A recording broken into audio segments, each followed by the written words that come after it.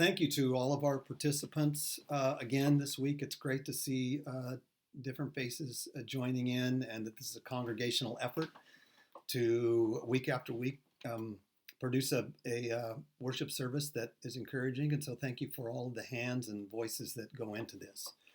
And consider yourself, viewer, invited. I also want to begin by backing up and saying I forgot to do the official invite to the Zoom meeting after the service. So please, as usual, we'll be catching up with each other and sharing some joys and concerns immediately following the service. You'll find a Zoom link sent to you. So please join in. It seems to me that this past several weeks, not that we don't have this experience from time to time anyway, but we're in this time where there's a lot of intense feelings for very good reasons, and there's a lot of passion and passionate argumentation going on that's really good. But a lot of times we end up just talking right past each other, which is hard but expected in these kinds of situations. But if I can, in this sermon, I'd like to bring some clarity to a kind of a long view of our religion and our faith, and where we connect with that in this day and age. In this time of great struggle for racial justice, there is a sense in some of the language I hear and just some of the things said in general that we sometimes have the sense that, gosh, if the world could just rid itself of racist people, then we wouldn't have to deal with racism. Or much more simpler than this would be if we could just rid our society of racist police officers. That would be great.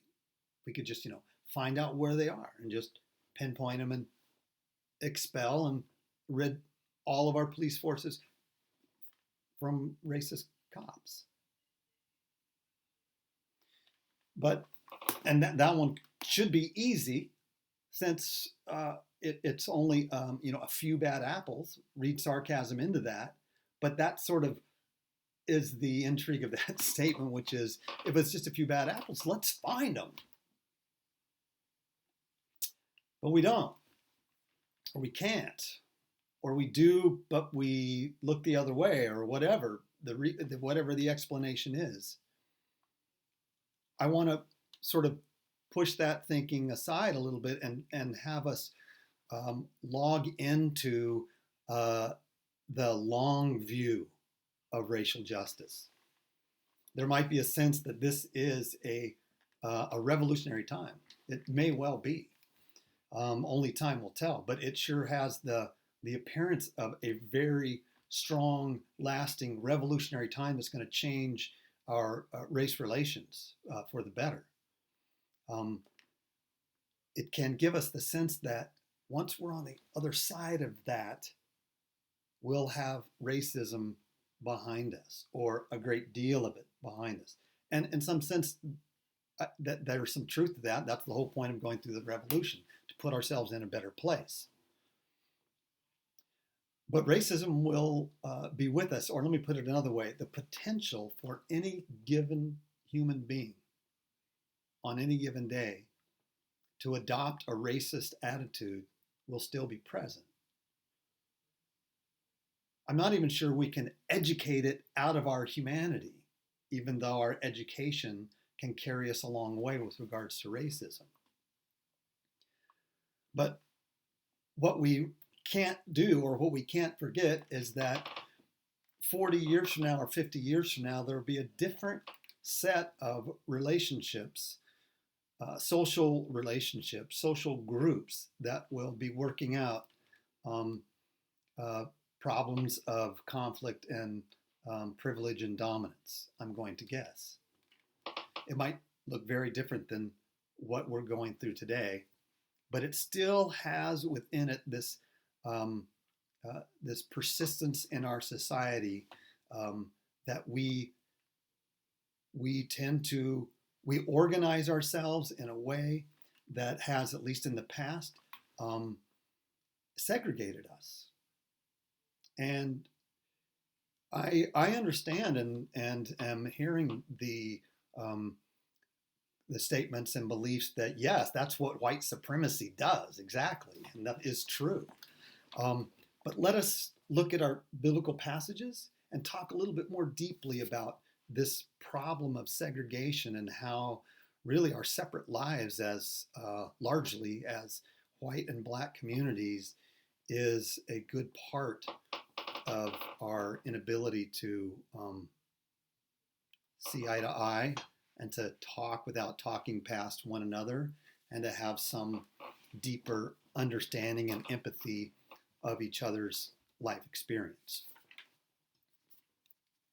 The two passages that were read today, the New Testament passage, I call the second story of the Tower of Babel.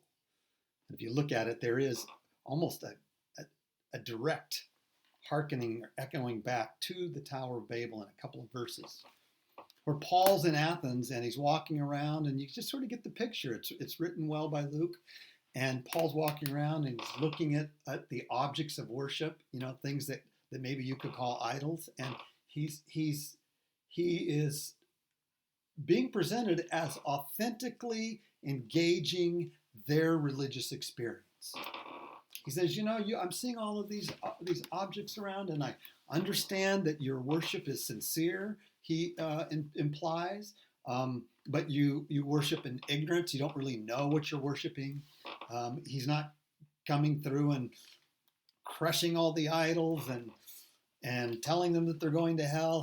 He's engaging them in a level of empathy about their different religious experiences. Now, Paul does take it to where maybe today we'd say he's going to take the privileged position, and he does. He wants to invite the Greeks and Romans to join Paul in his experience of God. And this is Paul's reach to begin to reconcile and cross ethnic divisions. But you'll see the fault in it, as much as it is an expansion of diverse communities living together. Even though it's that, Paul's ideal is that those who have different religions or worship different gods would see that they could get along better if they would adopt Paul's religion. And he even says at the end of the text, he says, even your own gods, your own poets have said that, we are God's offspring. It's an amazing statement. It's amazing. We, including all of them, because the traditional religion of the day, or at least extending back prior to the time, was that humans were descended from gods. And humans descended from gods in a way that reflected the God that they descended from. And so that's why we talk about tribal gods or ethnic gods, because the gods in this day and age were fashioned to look like, appear like, act like, share the values of the people who wrote about the gods, or you might say created the gods. And this action of this tradition of God's birthing humanity is also the place where it is assumed that humans get the laws from God, and that their God and their laws and their ethnicity, their tribal being, is really all wrapped up into one thing. Well, take that idea there in Acts where Paul's trying to do his best to reach across the aisle, but he's saying, but in the end, you're going to come around to my view, but still thinking there's something generous about the invitation and kind and open about the invitation.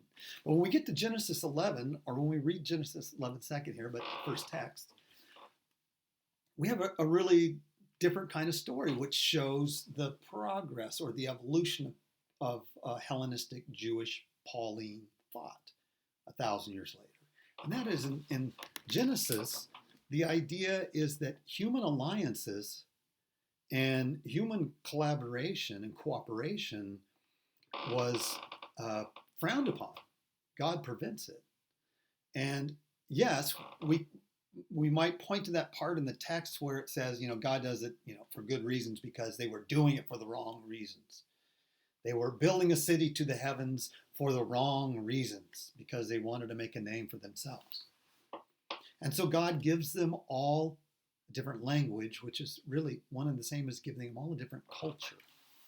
And I jump to that because language and culture are the same in many respects. And in this case, God also takes the extra step of not only giving them another language and culture, but then segregating them all over the earth for the purpose of them not collaborating.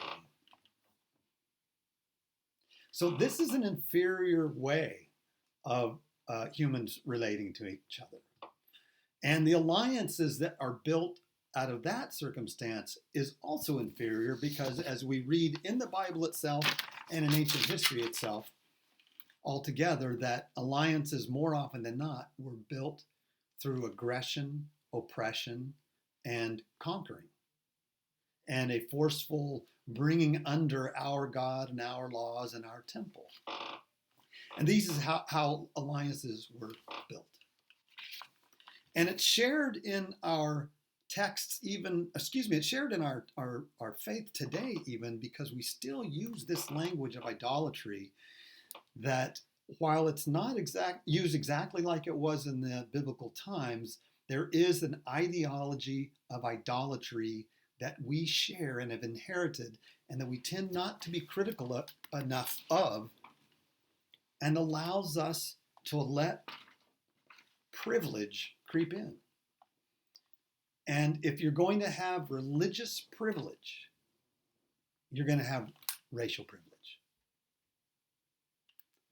If you're going to have racial equality, you're going to have religious equality. Now, certainly an argument can be made that one could be had without the other. But I'm calling that into question, and I think you could see for good reasons why. We have inherited a tradition that says that true humans, descend from true gods. This is foundational. It's not something to even just put off on, earliest Old Testament texts or something like this. Is throughout religious discourse, in many ways, still today. True humans descend from true gods. And if you follow that out, then in the same way that men, rather than women, are portrayed as descendants of the gods, ubiquitously, meaning that the ruling male elites of ancient societies scripted gods.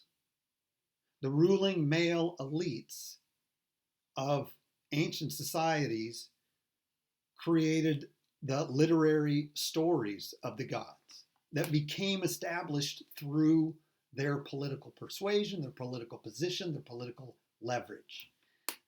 And the ruling male elites that asserted that shared ethnicity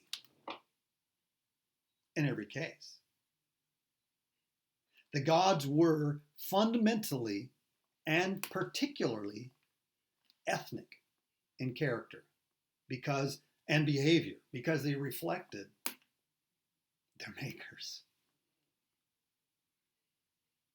The one vivid example I can give that I've shared before with you is the term patria potesta, or patria potestas is the Latin term which means the authority of the father. And that law, Roman law in itself, is enough to really wrap your mind around what I was just talking to you about with idolatry and ruling male elites. The rule or authority of the father in the Roman world gave the ethnic Roman person exclusively male, the power of life and death over his family. Could execute a wayward son who's in violation of the law without trial. Side note here, this is one reason why, and again, I'm asking us to question our theology, to dig deeper with our theology, because this is why it's important that we not just roundly and uncritically sacralize ancient culture by not questioning ancient texts, ancient sacred texts nonetheless. When we want to use these sacred teachings to give us guidance on justice, then we have to be critical about the culture with which we're drawing these texts from.